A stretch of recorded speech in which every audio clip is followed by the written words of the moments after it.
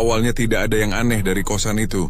Bangunannya 2 lantai, catnya sudah mulai kusam, tapi masih ramai oleh anak-anak kuliahan yang cari tempat tinggal murah di kota itu.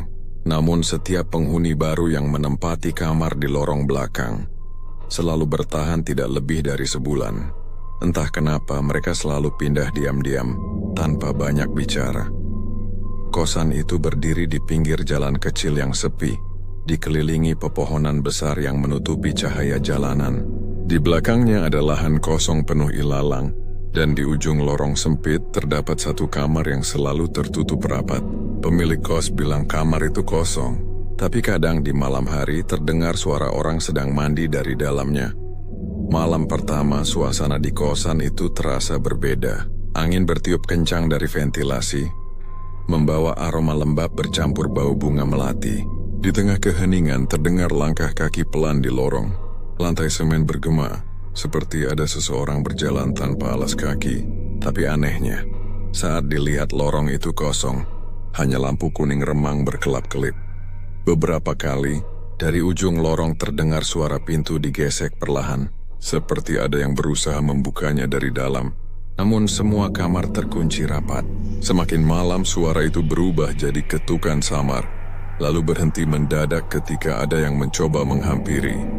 Keesokan paginya, salah satu penghuni menemukan bekas tapak kaki basah di depan kamarnya. Jejak itu kecil seperti kaki anak perempuan. Basah tapi anehnya tidak mengering hingga siang hari. Saat siang menjelang, penghuni kosan mulai membicarakan kamar ujung itu lagi. Katanya dulu kamar itu pernah ditempati seorang mahasiswi yang meninggal gantung diri.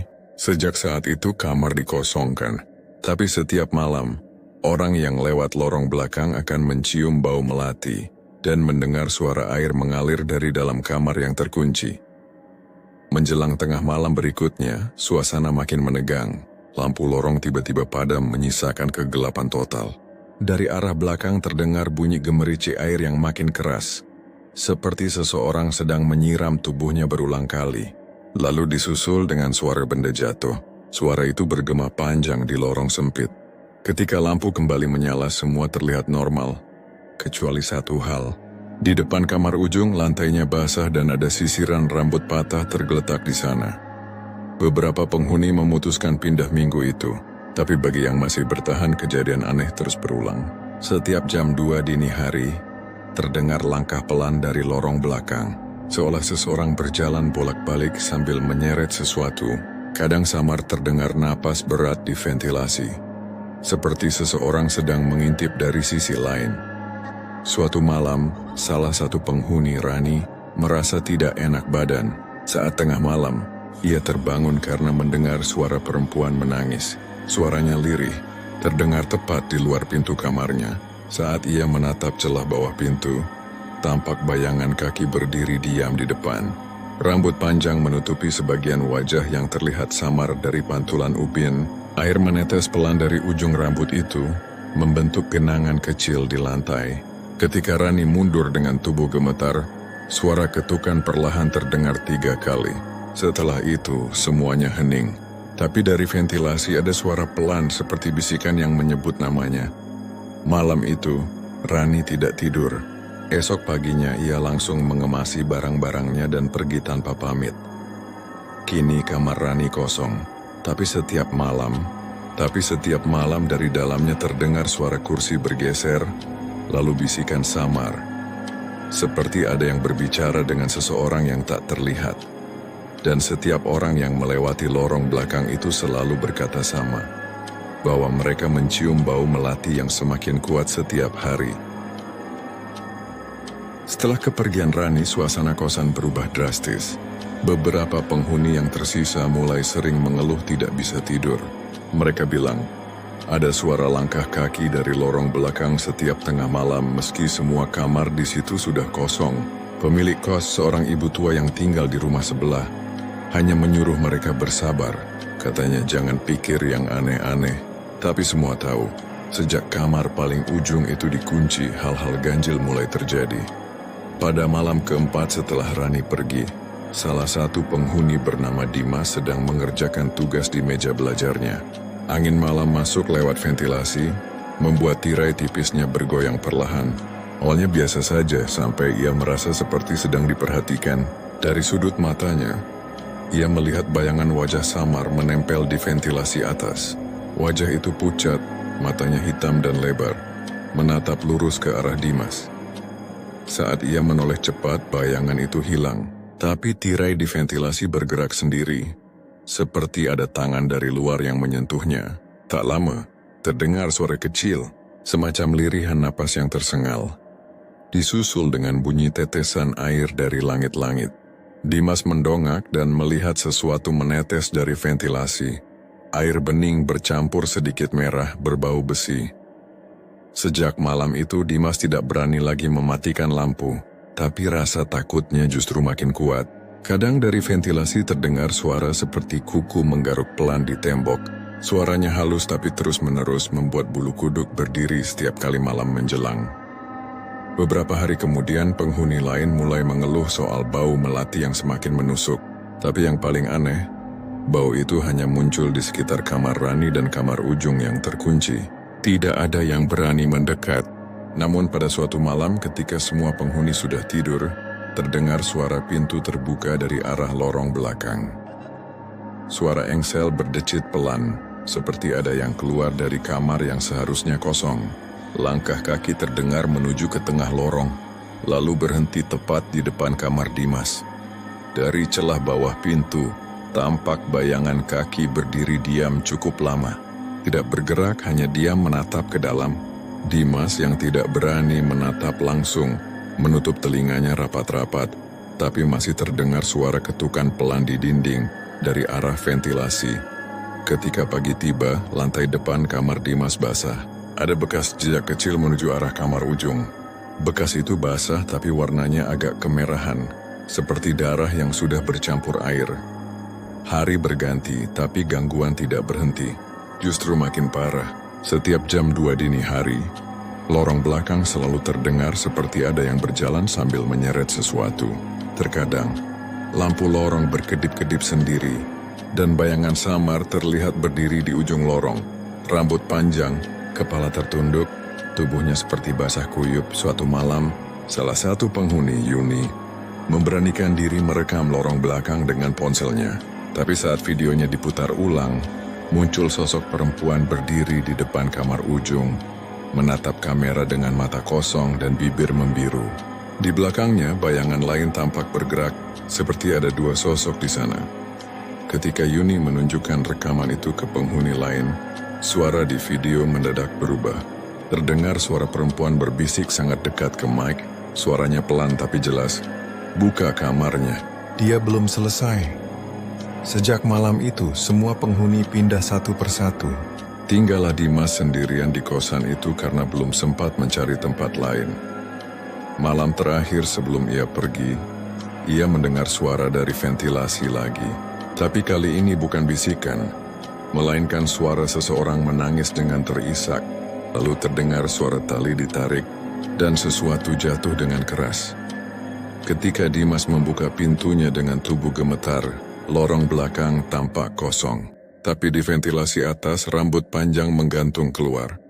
Basah, menetes, dan di bawahnya di lantai semen, ada bayangan tubuh yang bergelantung. Padahal tak ada siapapun di sana. Setelah malam di mana Dimas melihat bayangan tergantung di ventilasi, ia memutuskan untuk segera pindah. Namun keesokan paginya, ketika ia keluar kamar dengan koper di tangan, suasana kosan terasa berbeda. Udara pagi di lorong belakang terasa berat, seperti menahan sesuatu yang tak terlihat. Bau melati yang biasanya samar kini menusuk hidung. Lantai di depan kamar ujung tampak basah, padahal tidak hujan semalaman. Dimas sempat menoleh sekali lagi ke arah kamar itu. Pintunya masih tertutup, gemboknya masih terpasang. Tapi entah kenapa saat ia berjalan melewati lorong, terdengar suara klik pelan dari arah belakang. Gembok itu jatuh sendiri ke lantai. Pintu kamar yang selama ini terkunci mulai terbuka perlahan. Bunyi engselnya memekik panjang, membuat jantung Dimas berdetak semakin kencang. Dari celah pintu, udara dingin keluar menyusup ke seluruh lorong. Suasananya seperti ruangan yang lama tak disentuh manusia. Gelap, lembab, dan berbau busuk bercampur melati yang menyengat. Rasa penasaran membuat Dimas melangkah mendekat. Di dalam kamar itu, semua perabotan masih ada. Kasur tipis di pojok, ember berisi air, dan tali bekas menggantung di langit-langit. Ujungnya masih meneteskan air bening. Lantai di bawah tali itu hitam pekat, seperti bekas darah yang telah lama mengering. Tiba-tiba dari arah belakang kamar terdengar suara percikan air. Dimas menoleh dan mendapati kamar mandi kecil dengan pintu terbuka setengah. Cahayanya redup, tapi dari dalam terlihat bayangan seseorang sedang duduk di lantai. Rambut panjang menutupi wajahnya, dan air terus mengucur dari shower yang sudah berkarat. Tubuh itu seolah tidak bergerak, hanya terdengar suara napas berat bercampur isakan pelan. Ketika Dimas melangkah mundur, lampu lorong tiba-tiba mati. Suasana langsung gelap total. Dalam kegelapan itu terdengar langkah basah perlahan keluar dari kamar mandi menuju arah pintu. Setiap langkah menimbulkan bunyi cekit-cekit seperti kaki yang menapak di genangan air. Lalu muncul bisikan di telinga Dimas. Suaranya dingin, dekat, dan bergetar, seolah berasal dari sesuatu yang berdiri tepat di belakangnya. Udara di lorong tiba-tiba membeku. Bau melati semakin kuat sampai membuat dada terasa sesak. Dari ujung lorong, pintu kamar Rani terbuka sendiri. Meski tak ada angin, di dalamnya samar-samar terlihat siluet perempuan berdiri menghadap ke arah Dimas. Wajahnya pucat, matanya hitam tanpa bola, dan dari lehernya tergantung tali panjang yang basah menetes ke lantai. Dimas terpaku. Sosok itu mulai berjalan perlahan ke arahnya. Setiap langkah diiringi suara tali yang diseret di lantai. Saat jarak mereka tinggal beberapa langkah, lampu lorong menyala mendadak. Sosok itu lenyap, tapi di depan Dimas, di lantai yang basah, tergeletak sesuatu. Potongan sisir rambut patah, sama seperti yang pernah ditemukan dulu di depan kamar ujung. Pagi harinya kosan itu kosong.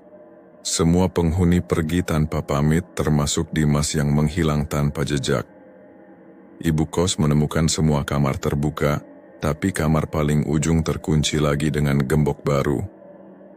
Beberapa hari kemudian, warga sekitar melapor mencium bau busuk dari lorong belakang. Saat diperiksa tidak ditemukan mayat, hanya ember air yang penuh rambut panjang mengambang di permukaannya. Kini kosan itu dibiarkan kosong. Rumput liar tumbuh menutup pintu masuk, dan setiap malam, warga sekitar yang lewat bisa mendengar suara air menetes pelan dari dalam. Kadang terdengar suara seseorang menyisir rambut di tengah keheningan. Dan konon, kalau kau melewati lorong belakang itu tepat jam 2 dini hari, kamar paling ujung akan terbuka sendiri. Dari dalamnya, keluar perempuan berambut panjang yang wajahnya tertutup air, menatap siapapun yang berani melihatnya. Bau melati akan menyambut, lalu suara lirih akan berbisik di telingamu. Jangan pergi, masih ada yang belum selesai. Itulah kisah menyeramkan tentang kosan lorong belakang. Tempat yang seharusnya jadi tempat tinggal malah jadi pintu menuju sesuatu yang tak pernah benar-benar pergi. Kalau kamu punya pengalaman aneh di kosan juga, tulis di kolom komentar. Sampai jumpa di cerita berikutnya. Tetap nyalakan lampu sebelum tidur. Terima kasih sudah menonton di Arazi Story.